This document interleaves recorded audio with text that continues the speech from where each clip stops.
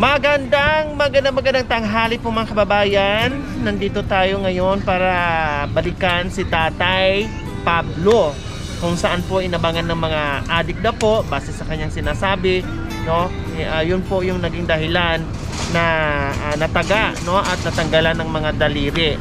At hindi natin alam kung ano po ang nangyayari, kung bakit ginawa po yun sa kanya. So ngayon po mga kababayan, balikan at bisitahin po natin, kumustahin po natin si Tatay Pablo. Kaya tara mga kababayan, sa tanghali ito, tara sugurin natin si Tatay Pablo.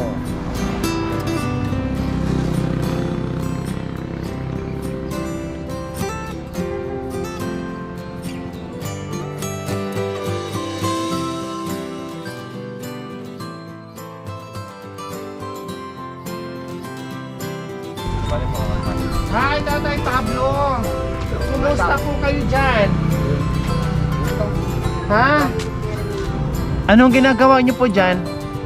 Kung minsan, pumunta ko dyan, no? Nangangakot. Tapos po, Pagkatapos, pag sumumpong, ay, minom naman ako ng gamot. sumumpong yung alin po, yung Yung arthritis nyo, yung hika nyo. hika. So, ang gamot ko. Ayan, may mga gamot si Lolo Pablo, Meron si Tatay pang- Pablo.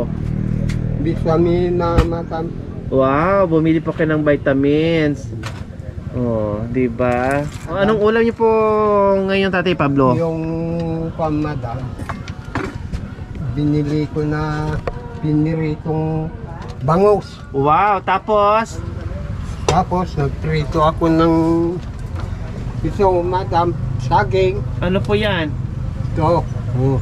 Ay, wow. May paborito, saging saba. Oh, bumili kayo sa palengke? Madam, mayroon akong... Sarili niyong pananim. Wow. Kung Ang galing yun- naman. Ay, hindi po sa inyo lang po 'yan. Hindi. At iuulam or iprito nyo Ditpik yan. para meron po kayong kakainin dyan. O, pwede ba kung umakyat dyan, Tatay Pablo? Oo, madam. Ito lang na.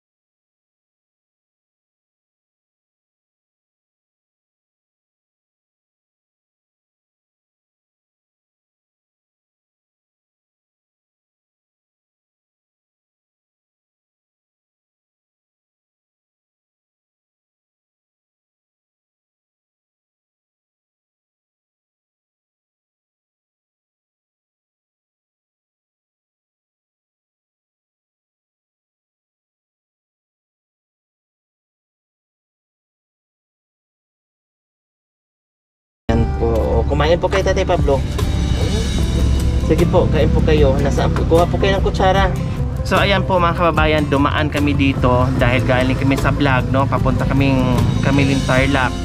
At napadaan kami dito sa Moncada para bisitahin namin si Tatay Pablo. So sabi ko, kahit late ng lunch, bahala na, basta bilhan natin sa Tatay Pablo at kumustahin natin kaya kami ay nandito. So ayan, kakain si Kain Tatay na. Pablo. Oh, sige po. Sige po. Both. Kain. Sarap ng saging. Kaya na pag ganito na kahinog, hindi mo na pwedeng ilaga, iprito mo na lang or Oo, prito. maruya or turon para lalo siyang masarap. Kasi pag ilaga mo na to, parang overripe na siya, hindi na maganda. So ayan. Masarap kong prito. Oh, kain Sige madam. po. Sige po, ang tipid nyo naman po sa ulam. Ito po, sa inyo po yan lahat. Kambot.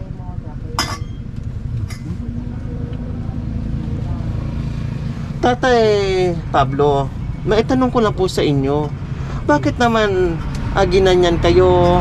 Bakit naman pinutulan kayo ng mga daliri? Ano bang kasalanan na gawa nyo? Bakit naman... Wala akong kasalanan, madam. Mabait ako.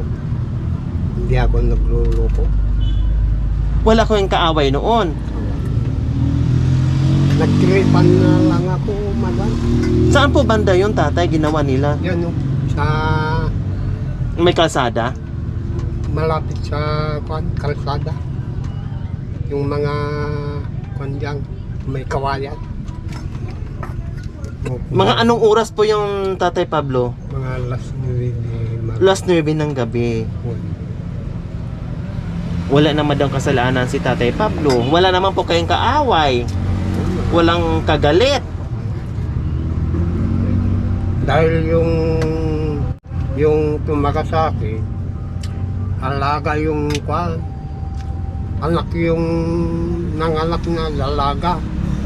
Ngayon, kung mo asawa ng nanay niya, kinuha, inalagaan yun, yung batang yun. Tapos po, Tapos, diyan nakatira sa kanila. Lumaki na lumaki, yun, binasa na. Siyang tumira sa akin po. buti hindi nyo po kinasuhan. Kung may pira lang ako, madam, sabi yung pulis, mahuhuli yun. Opo. Sa may panggasolina. Sabi naman, wala naman akong pira. Kaya hinayaan nyo na lang po, tatay Pablo. Oo, madam. Kung may pira lang ako, pinahuli ko kasi mahirap ang buhay.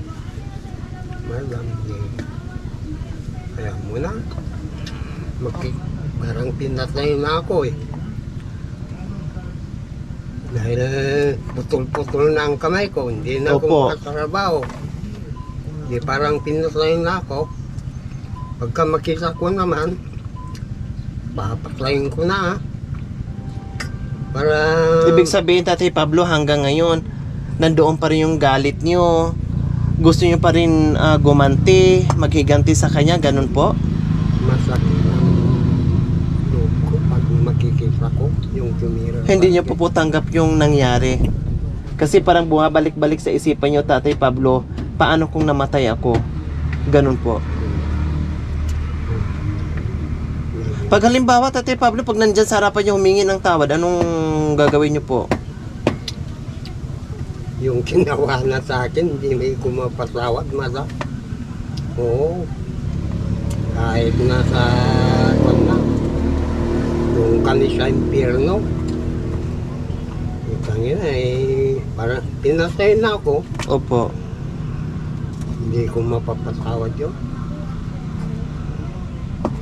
Talagang birlahin ko yun. Talagang gaganti po kayo, tatay Pablo, ganun? Oo. Yun. Pinasay, parang pinasay na ako. Hindi na kami makahanap buhay. Tangina. Matagal-tagal na po na panahon yung tatay Pablo, no? Mga ilang taon na po yun ulit, tatay Pablo? Mga pansiguro, mga 10 taon na 10 siguro. taon.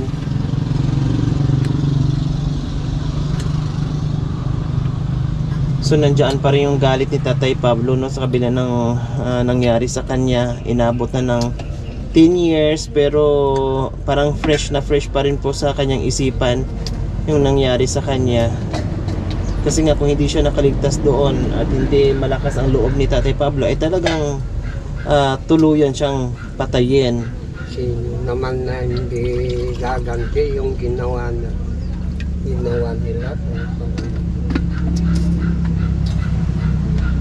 Tatay Pablo, pwede po nating puntahan yung sinasabi niyo po na dyan kay Inabangan? Dito lang po ba? Oo, malapit lang, madam. Pwede natin puntahan? Oo.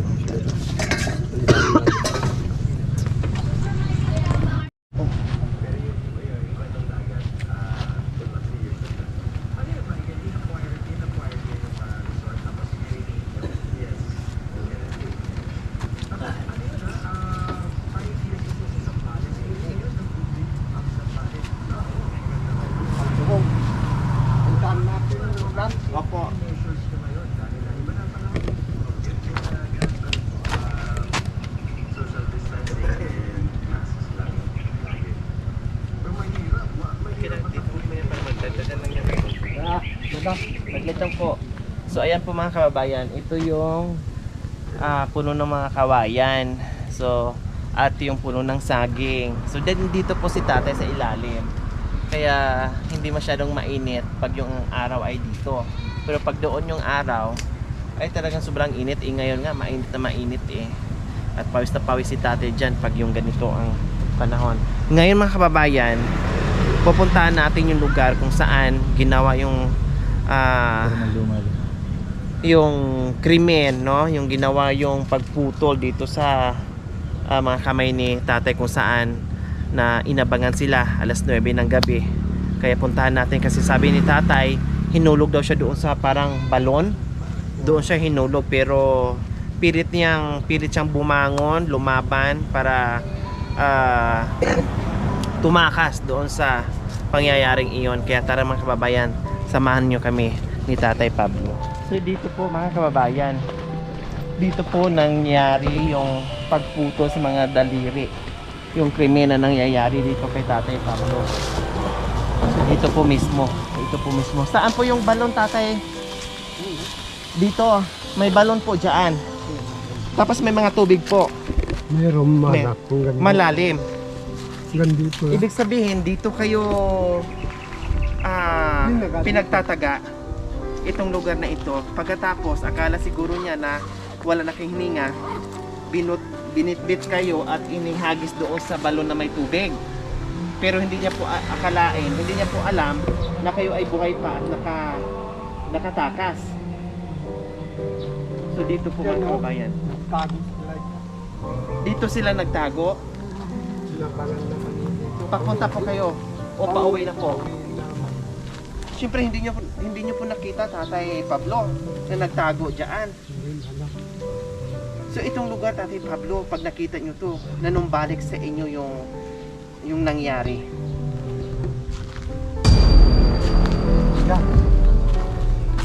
Dito. Dito po, Tinataga pa ako dito. Dito. hanggang diyan tinataga kayo diyan. Oo, madam. Ginaganon, no? Ginaganon ko naman. Naputol-putol. Daliri. So ngayon, Tatay Pablo, ano sa pakiramdam niyo ngayon na nandito kayo sa lugar na pinangyarihan? Pag makita ko siguro, madam, ewan ko lang. Kung mapatawad ko pa. Nung nangyari, Tatay Pablo, may mga bahay na tulad nito? May mga bahay na rin po ba? Meron na, madam. Yan. Meron na. Ay, yung bahay ni Pasmaster.